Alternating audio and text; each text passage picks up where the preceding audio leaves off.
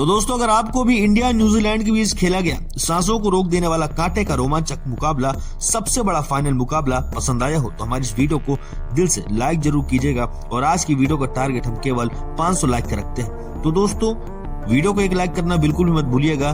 तो दोस्तों, आखिरकार चैंपियंस ट्रॉफी 2025 का सबसे बड़ा फाइनल मुकाबला यहाँ दुबई के मैदान पर दुनिया की दो सबसे बड़ी टीमों के बीच यानी कि इंडिया और न्यूजीलैंड के बीच खेला गया, जहां पहले भारतीय गेंदबाजों ने कहर बरपाया, जिसमें वरुण चक्रवर्ती और कुलदीप यादव की कातिलाना गेंदबाजी के आगे कीवी टीम नतमस्तक हुई। तो 252 रनों को लक्ष्य का पीछा करते हुए कप्तान रोहित शर्मा के साथ मिलकर भारतीय बल्लेबाजों ने अपने बल्ले से न्यूजीलैंड को उनकी औकात दिखाते हुए इतिहास भी लिख डाला। तो दोस्तों, दिखाएंगे आपको इस कांटे भरे ऐतिहासिक फाइनल की पूरी हाइलाइट्स, तो हमारे साथ लास्ट तक बने रहिएगा। और यदि आप टीम इंडिया रोहित, कोहली, जडेजा के फैन है तो हमारी इस वीडियो को दिल से एक लाइक करना बिल्कुल भी मत भूलिएगा। तो दोस्तों, इस फाइनल की जंग में सबसे पहले जब टॉस के लिए सिक्का उछाला गया, तब एक बार फिर से टॉस के बॉस बने न्यूजीलैंड के कप्तान मिचेल सेंटनर, और उन्होंने टॉस जीतकर पहले बैटिंग करने का फैसला किया और टीम इंडिया को बॉलिंग करने के लिए निमंत्रण दिया। न्यूजीलैंड की टीम की तरफ से रनों की बरसात करने वाले विलियम और रचिन रविन की खतरनाक जोड़ी मैदान पर आई थी और आते ही दोनों खिलाड़ियों ने सीधा चौके और छक्कों की बारिश करते हुए काउंटर अटैक करना शुरू कर दिया। 7वें ओवर के अंतिम गेंद पर शमी को बाउंड्री के बाहर चौका के लिए मारकर विलियम ने अपनी टीम को 51 रनों तक 7 ओवर में पहुंचा दिया था। इन दोनों के बीच एक धमाकेदार ओपनिंग पार्टनरशिप भी हो रही थी, जिसे टीम इंडिया को मुसीबत के दलदल में फंसा दिया था। लेकिन दोस्तों, तभी 7वां ओवर लेकर के आए वरुण चक्रवर्ती, और वरुण चक्रवर्ती का चमत्कार होता है। ओवर की 5वीं गेंद पर उन्होंने विलियम को एलपीडब्ल्यू कर आखिरकार टीम इंडिया की तगड़ी वापसी कराते हुए भारत को पहली सफलता 57 के स्कोर पर दिला दी थी, जहां विलियम 2 चौकों की बदौलत मात्र 15 रन बना करके पवेलियन लौट गए। और उनके आउट होने के बाद अब मैदान पर आए थे केन विलियमसन और अपना जलवा दिखाने के लिए 10 ओवर में न्यूजीलैंड ने 69 रन 1 विकेट के नुकसान पर बना दिए थे। तभी 11वां ओवर लेकर के आए कुलदीप यादव ने अपना जलवा दिखाते हुए पहले ही बॉल में खतरनाक रचिन रविन को क्लीन बोल्ड कर न्यूजीलैंड को 440 बोल्ड का झटका दिया। और रविन 29 बॉल पर 4 चौकों और 1 छक्कों की बदौलत 37 रन बनाकर पवेलियन लौट गए। 69 रनों पर न्यूजीलैंड के दोनों ओपनर भारत के सामने घुटने टेक दिए थे। तभी टीम इंडिया इस मैच में अपनी बढ़त दिखा रही थी। विलियमसन के साथ निभाने के लिए डेरियल मिचेल आए थे, लेकिन दोस्तों तभी भारतीय गेंदबाजों ने मुकाबले में ऐसा तगड़ा पलटवार किया कि न्यूजीलैंड की पारी तो यहां से ताश के पत्तों की तरह बिखरना शुरू हो गई थी। और इस बार 13वें ओवर में एक बार फिर कप्तान रोहित ने कुलदीप यादव को बुलाया और कुलदीप यादव ने अपना जलवा दिखाते हुए इस बार न्यूजीलैंड के सबसे सीनियर खिलाड़ी केन विलियमसन को कॉटन बोल्ड कर न्यूजीलैंड के बैटिंग क्रम की धज्जियां उड़ा करके रख दी, जहां विलियमसन मुश्किल से 11 रन बनाकर पवेलियन लौट गया और 75 रनों के स्कोर पर न्यूजीलैंड के 3 बल्लेबाज भारत के सामने ढेर हो गए थे, अपने घुटने टेक चुके थे। न्यूजीलैंड मुश्किल में नजर आ रही थी। अब मैदान पर अपनी टीम को डूबती नैया को पार लगाने के लिए डेरियल मिचेल के साथ टॉम लेथम की खतरनाक जोड़ी ने मौजूदा हालत को संभाला और 15वें ओवर में न्यूजीलैंड ने 83 रन पर 3 विकेट के नुकसान पर अपने स्कोर को बचाना चालू किया। ये दोनों बेहद ही संभल करके बैटिंग करना चालू कर दिए थे, क्योंकि इन्हें भी पता था कि यदि ये आउट हुए तो फिर न्यूजीलैंड को तहस नहस होने में कोई देर नहीं लगेगी और तहस नहस होने से कोई नहीं बचा सकता है। बेहद ही समझदार बैटिंग करते हुए दोनों ने 20 ओवर में अपनी टीम को 102 रनों के तक पहुंचा दिया था और इन दोनों के बीच एक अच्छी साझेदारी बननी शुरू हो गई थी। लेकिन अभी भी दबाव न्यूजीलैंड पर था।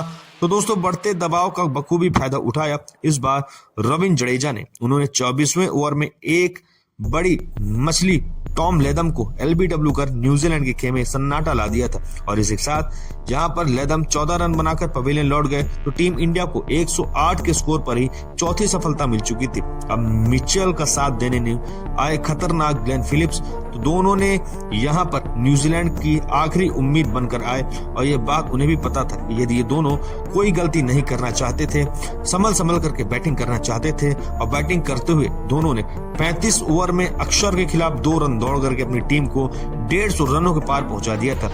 इसी दरमियान 5वीं बॉल पर रोहित शर्मा ने एक कैच भी छोड़ा। इसका बखूबी फायदा उठाते हुए इन दोनों ने भारतीय टीम की नाक में दम करते हुए 50 रनों की कमाल की साझेदारी को अंजाम भी दिया था। लेकिन दोस्तों तभी एक बार फिर से विकेट की तलाश में रोहित बुलाते हैं 38वें ओवर में वरुण चक्रवर्ती को, और इस गेंदबाज के आते ही इस बार फिर से शिकार में धमाकेदार अंदाज में कीवी टीम को अपने सामने घुटनों पर ला दिया था, जहां फिलिप्स 34 रन बनाकर पवेलियन लौट गए और उसके बाद मोर्चा संभालने आए माइकल ब्रेसवेल। उन्होंने मिचेल के साथ मिलकर के भारतीय गेंदबाजों को काउंटर अटैक करना शुरू कर दिया। डैरेल मिचेल ने भी अपनी लाजवाब हाफ सेंचुरी ठोक दी थी। यह खिलाड़ी लॉन वॉरियर की तरह अकेले मैदान पर डटा हुआ था। तब इन दोनों ने टीम इंडिया पर सीधा आक्रमण करना शुरू कर दिया। 45वें ओवर में न्यूजीलैंड 201 रन बना चुकी थी। 40वें ओवर में मोहम्मद शमी का स्वागत डैरेल मिचेल ने एक के बाद एक 2 खतरनाक चौके लगाकर किया, लेकिन ईंट का जवाब पत्थर से देते हुए चौथी गेंद पर शमी ने मिचेल को रोहित के हाथों कैच आउट करवा करके टीम इंडिया को छठी सफलता 211 के स्कोर पर दिला दी थी, जहां मिचेल 3 चौकों की बदौलत 63 रन बना करके अपनी टीम के लिए वापस गए। तभी कप्तान सेंटनर अंतिम कुछ ओवर का फायदा उठाने के लिए मैदान पर आए और हालांकि सेंटनर सिर्फ 7 रन बना करके रन आउट हो गए थे, पर माइकल ब्रेसवेल ने भारतीय गेंदबाजों की बेदर्दी से कुटाई करते हुए 39 बॉल में अपनी हाफ सेंचुरी ठोकी और अंत तक नाबाद रहते हुए इस खिलाड़ी ने 3 चौकों की बदौलत 40 बॉल में 53 रनों का योगदान दिया, जिस वजह से 50 ओवर में न्यूजीलैंड 251 रनों का एक फाइटिंग टोटल टीम इंडिया के सामने रख दिया था। तो वहीं टीम इंडिया के लिए वरुण चक्रवर्ती, कुलदीप यादव ने सबसे अधिक 2-2 सफलताएं हासिल की और शमी और जडेजा ने भी एक विकेट निकाला। अब टीम इंडिया और चमचमाती ट्रॉफी के बीच सिर्फ 252 रनों का फासला रह गया था, जिसे जल्द ही हासिल करने के लिए 14 करोड़ भारतीयों की उम्मीद का बोझ अपने कंधों पर लेकर कप्तान रोहित शर्मा और कप्तान शुभमन गिल की जोड़ी खतरनाक तरीके से मैदान पर उतरी और दोनों के आते ही कप्तान रोहित ने दूसरी बॉल में काइल जेमिसन का स्वागत अपने ट्रेडमार्क पुल शॉट से तूफानी छक्का बटोर कर किया और अपने खतरनाक इरादों को भी कीवी टीम से रूबरू करा दिया। और वो तो सिर्फ सर पर कफन बांध करके आए थे कि आज जो भी न्यूजीलैंड का खिलाड़ी उनको आउट करने आएगा उसको छोड़ेंगे नहीं। दूसरा ओवर लेकर के आए विलियम रुको। फिर इनको दिन में तारे दिखाते हुए रोहित ने तीसरी और छठी गेंद पर एक के बाद एक 2 थप्पड़ की तरह करारे चौके मार करके 2 ओवर में ही 22 रनों तक टीम इंडिया को पहुंचा दिया था। न्यूजीलैंड के खेमे में हाहाकार मचा दिया था।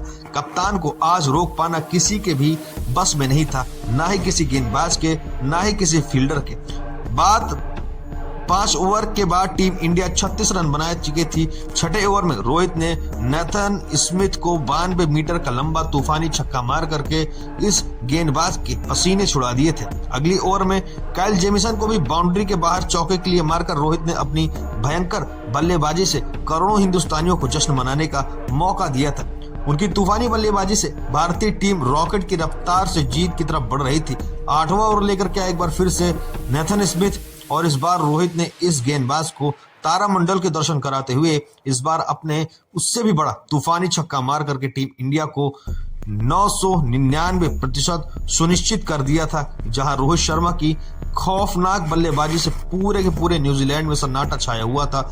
तो इतनी ही आसानी से गेंदबाजी को उन्होंने बख्शा नहीं, बल्कि उसका करियर ही तबाह करते हुए चौथी बॉल में कप्तान रोहित ने गोली की तरह रफ्तार से चौका मारा। तो ओवर की अंतिम बॉल में रोहित शर्मा ने गेंद को बाउंड्री के बाहर चौके के लिए डिपॉजिट कर दिया और इस ओवर में न केवल 14 रन बटोरे बल्कि 8 ओवर में 59 रनों तक टीम इंडिया को पहुंचा दिया था। कप्तान रोहित शर्मा अर्धशतक के बाद बेहद ही करीब आ चुके थे और अपनी भयंकर बल्लेबाजी से उन्होंने टीम इंडिया की जीत को ऑलमोस्ट सुनिश्चित कर दिया था। तो दोस्तों उसके बाद भी रोहित शर्मा ने न्यूजीलैंड पर बिल्कुल भी रहम नहीं किया और अपनी भयंकर बल्लेबाजी से इस वनडे को T20 बनाते हुए केवल 41 गेंदों में अर्धशतक जड़ा और पूरी दुनिया को अपने सामने नतमस्तक होने को मजबूर कर दिया था। उसके बाद रोहित को भी रोक पाना इन गेंदबाजों के बस में था ही नहीं।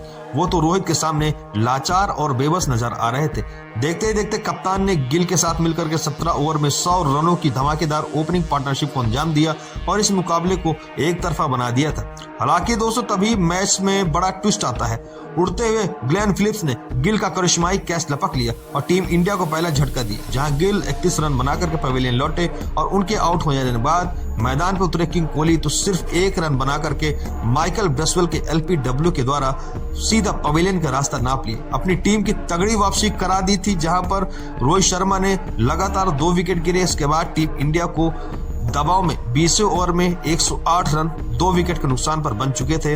मैदान पर रोहित का साथ निभाने के लिए श्रेयस अय्यर आ चुके थे। इन दोनों ने मिलकर 25 ओवर में टीम इंडिया को 122 रन तक पहुंचा दिया था और अभी भी टीम इंडिया को जीत के लिए 130 रन चाहिए थे। लेकिन दोस्तों इसके बाद भारत को 27वें ओवर में तीसरा झटका लगा।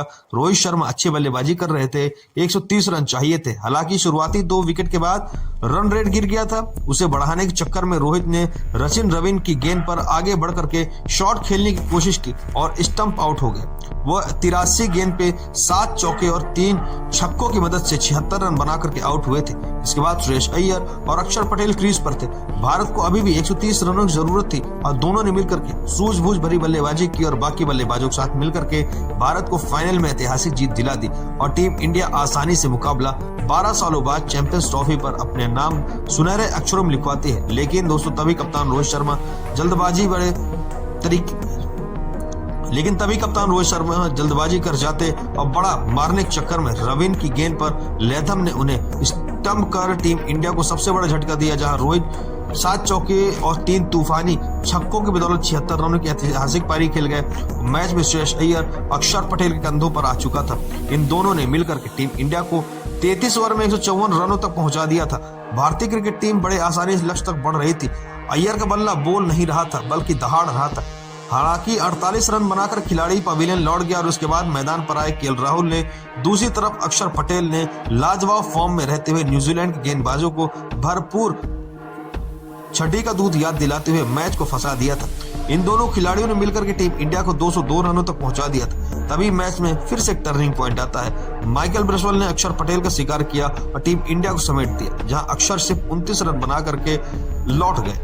तभी टीम इंडिया को 51 गेंद में 49 रन की जरूरत थी और तभी केएल राहुल के साथ मिलकर के हार्दिक पांड्या ने चमत्कार किया और उनका विकेट गिरा और अंत में रविंद्र जडेजा और केएल राहुल ने मिलकर के इस मैच को ऐतिहासिक मुकाम तक पहुंचा दिया। तो अगर आपको हमारी वीडियो पसंद आई तो वीडियो को लाइक कीजिएगा, साथ ही चैनल को सब्सक्राइब करके बेल आइकन दबाइएगा।